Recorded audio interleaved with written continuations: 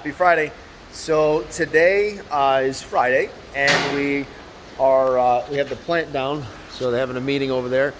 We are installing some more duct work. So because they're doing that, we scheduled to have the plant down to do that. Something I've been wanting to show you guys for a long time is this shear on the end of the excavator. Now I don't make a lot of videos of other equipment, but I have to say this has been a really cool piece of equipment we've used a lot. We bought this excavator 5 or 6 years ago at auction. It still has the stickers from the rental company. What we use it for is we use it to cut into these bales of wire and just cut the bales of wire into shorter lengths. So the alternative would be a big dual shaft shredder. We do have a plan of doing that someday in this area here with the conveyor coming out and dropping the material here. That way you can just push it right into the pit conveyor. We use this system here for all the low grade wires. So any wire that has just a bunch of attachments and stuff we don't want to hand sort through. So all the ends, like this here is this is actually not aluminum, it's a piece of stainless on here. There's steel from the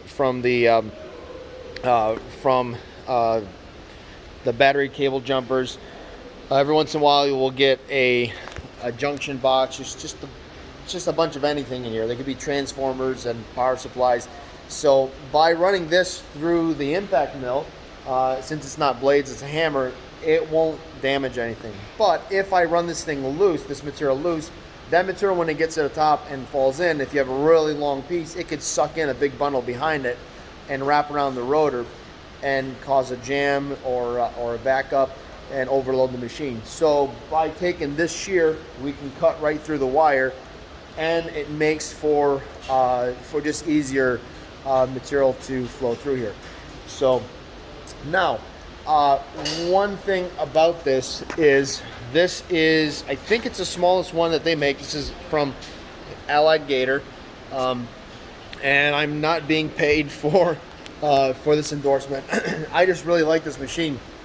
One complaint I do have is when we got the estimate, we had a option of buying blades.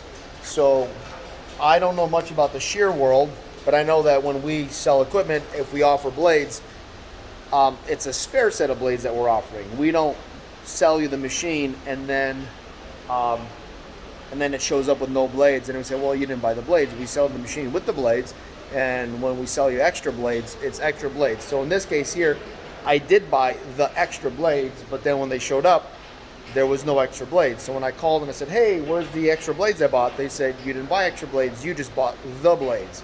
So I wish they would have clarified that a little more, because who buys a shear without blades? I guess, I don't know, maybe it's pretty common. Maybe people have their own blade people. But Allied Gator, it's a great piece of equipment.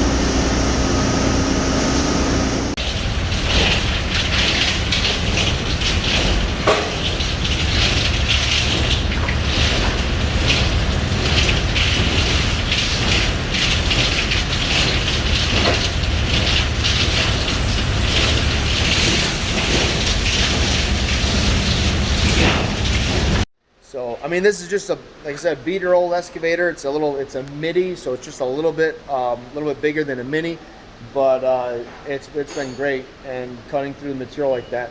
It's got a 12-inch jaw on this, and yeah, let me know what you guys think. Like, comment, subscribe.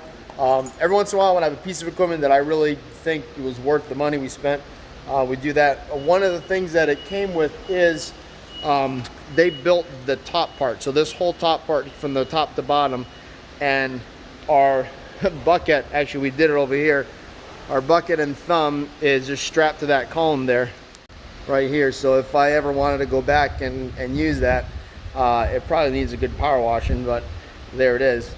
So anyways, like, comment, subscribe. We'll catch you on the next one. Happy Friday.